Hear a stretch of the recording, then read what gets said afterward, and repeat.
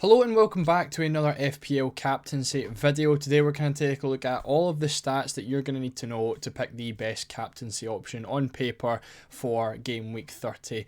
Now, before we get into that, we do have last week's captaincy score, which of course was Erling Haaland in game week 29, which was another successful captaincy, which was fantastic, and he picked up a 14-pointer. Now, if you were lucky enough to not own Haaland, we also did recommend Bruno Fernandes as our no Haaland captaincy pick, and he went on to score a huge 34-pointer, which was absolutely brilliant and obviously very, very successful. Personally, myself, I don't own Haaland, so I ended up going for Bruno Fernandes myself, and as you can see by my rank just below, I basically went from about a millionth in the world up to about 500,000. So great result for Bruno Fernandes captainers last week, but we still had a really good result with Haaland scoring the 14 pointers and still getting in the double digits. But we've got 4 more picks for game week 30. Let's jump straight into it.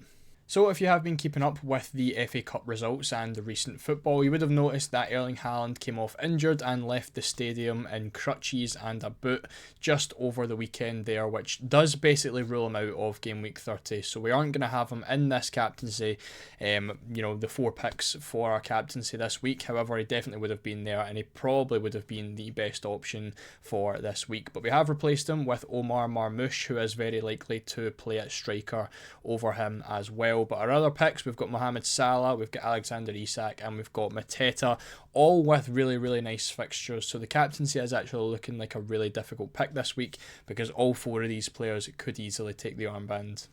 Now, as far as predicted points are concerned, it can be a little bit of a disadvantage for some players. For example, Mateta on FPL team is still classed as injured, and he isn't. He basically doesn't have a score for predicted points this week with 0.0. The likes of Marmoush as well is still quite low. Again, if he was Erling Haaland, we probably would be looking into the 8 predicted points. But obviously, we haven't done that yet, and I don't know if Fantasy Football Hub has updated to kind of show that he probably will be the starting striker.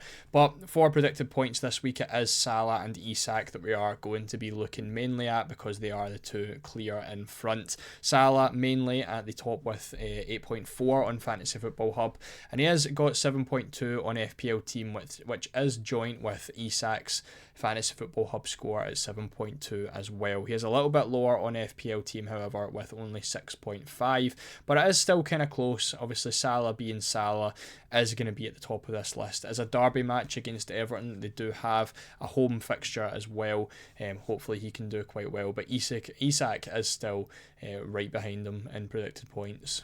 As far as the stats go for expected minutes, Mohamed Salah is expected to be playing 90, Isak essentially 90 with 87, and then we've got Mateta as well, who's expected to play 90 minutes after being out for a couple of weeks with a head injury. He, of course, was back again over the weekend in the FA Cup and played, I think, 77 minutes, so he is expected to be back and playing back to normal in the Premier League. Marmoush, again, expected minutes at 77.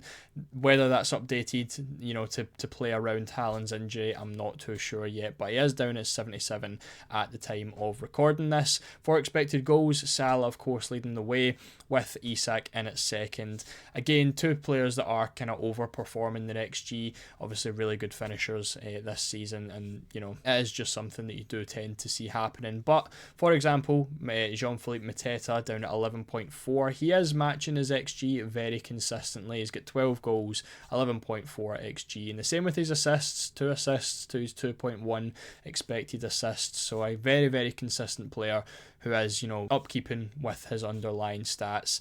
For return chances this week, it's Mohamed Salah who is at the top again with 70%, but again, similar to the predicted points, Isak isn't too far behind. He's got a 68% chance of returning, only 2% lower than Mohamed Salah. And then we've got Marmoush and Mateta down at 56%, so they're, a fair bit lower than the other 2, but still a fairly decent chance of them both returning this week. Now looking at the goal odds, this is where we see Isak start to take the upper hand. He has a 4% higher chance of scoring than Mohamed Salah. What you will notice this week though is that everyone is very, very close when it comes to scoring odds. We're all within a 4% scoring range, and it's actually Mohamed Salah who has the least chance of scoring a goal of our 4 picks so far this week, with only 44%. And then when it comes to 2 or more goals, again, very, very close. Isak again taking the number 1 spot with a 17% chance of scoring 2 or more against Brentford at home. Then we've got 14% for both Marmoush and Mohamed Salah, then only 13% for Mateta. When it comes to clean sheet odds, it is Leicester who have a very, very low chance of a clean sheet this week. They only have a 6% chance of a clean sheet against Man City away from home. Of course, Brentford and Everton, both playing against Liverpool and Newcastle, having a 13% chance of a clean sheet. Again, the away fixture playing a big part, and that's why I think Southampton have a higher chance than expected of a clean sheet with 18% against Crystal Palace. I imagine the home fixture is playing a big part in that. Something to keep in mind with Marmoush is he's very unlikely to be taking penalties for Manchester City. Obviously, Haaland is the primary penalty taker. After that, I think it's probably going to be Gundogan. He took a lot of penalties when he used to play for Man City, and obviously I don't really think much has changed there. As far as it goes on the FPL website, Haaland as listed as the primary penalty taker with De Bruyne just below him, and then there's no one else listed after that. So personally, I do think Marmoush is probably going to be about 4th in the pecking order, maybe 3rd absolute max. So I don't think he is going to be taking any penalties, but we do have 3 more penalty takers on our choices this week. No one taking free kicks and no one taking corners.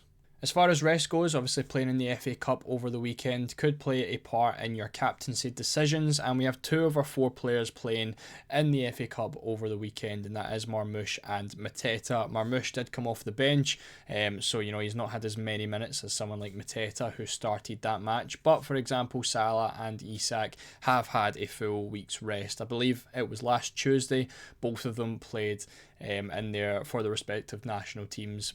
Isak obviously playing for Sweden, Salah playing for Egypt, so they both have had a full rest and well recovered for their Wednesday games. So that's 8 days in total between their last game and this week's Premier League game. For Marmoush and Mateta, of course, we are down to only 2 and 3 days, so big advantages there lie in the favour of Mohamed Salah and Isak when it comes to being fully available and ready for this week's matches.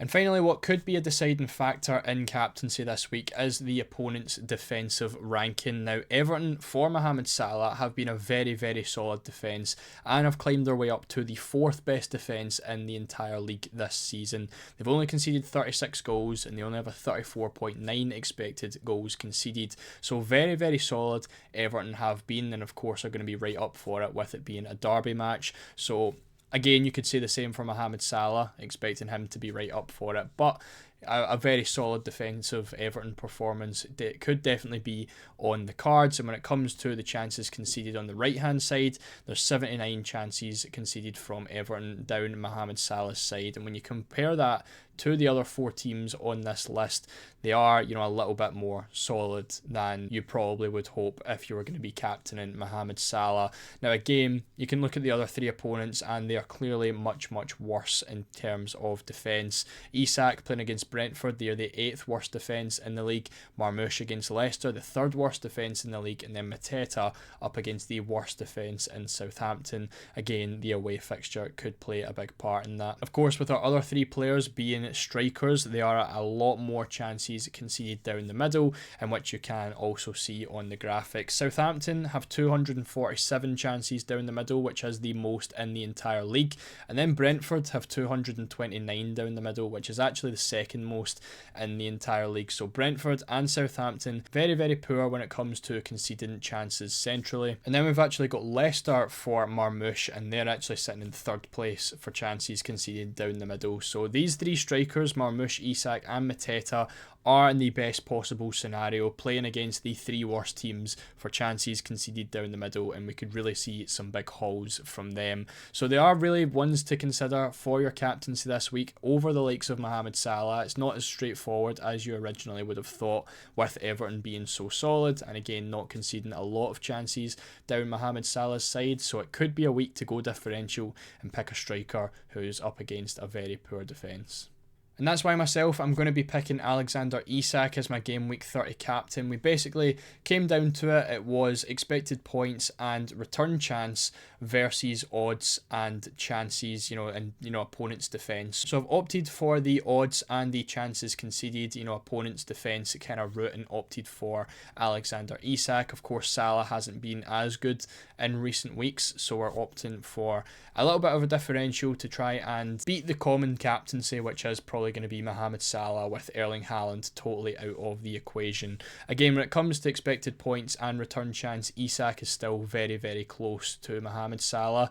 He does, of course, have the biggest goal odds. I think the rest is what sets him apart from Marmoush and Mateta. Having that full week could definitely play a big, big part in this. And of course, with Brentford being second for chances conceded centrally, all just kind of fits in for Isak to be a really, really good captaincy pick this week. So I'm going against Mohamed Salah. Hopefully Isak can do the business. Let me know what you think down in the comment section. Are you going to go differential as well, or are you going to play it safe with Mohamed Salah? Make sure to leave a like on the video if you did enjoy, subscribe if you are new, and I'll see you all in the next video.